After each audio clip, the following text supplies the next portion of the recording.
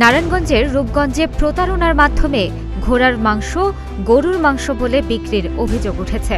জবাই করা ৯টি এবং জীবিত ১১টি ঘোড়া উদ্ধার করেছে আইনশৃঙ্খলা বাহিনীর সদস্যরা। শুক্রবার সকালে উপজেলা পূর্বাচল উপশহরের ১০ নম্বর সেক্টরের ভাড়ার বাড়ি এলাকার একটি প্লট থেকে ঘোড়াগুলো উদ্ধার করা হয়।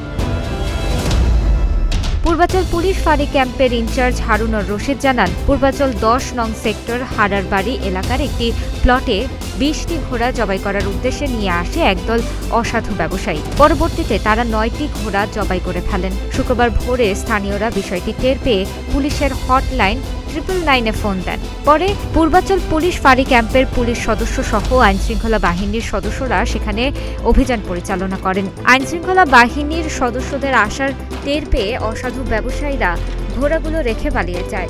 এ সময় ১১টি জীবিত ঘোড়া এবং ৯টি জবাই করা ঘোড়া উদ্ধার করা হয়। তিনি আরও জানান, পূর্বাচল উপশহরের নির্জন স্থানে রাতের আধারে অসাধু কিছু ব্যবসায়ীরা ঘোড়া এনে জবাই করে গরুর মাংস বলে কম দামে উপজেলার বিভিন্ন মাংসের দোকানে বিক্রি করেন। আর ওই মাংস গরুর মাংস হিসেবে মানুষ ক্রয় করেন এবং প্রতিনিয়তই প্রতারণার শিকার হচ্ছেন। তানাজা আফরিন, প্রতিদিনের বাংলাদেশ।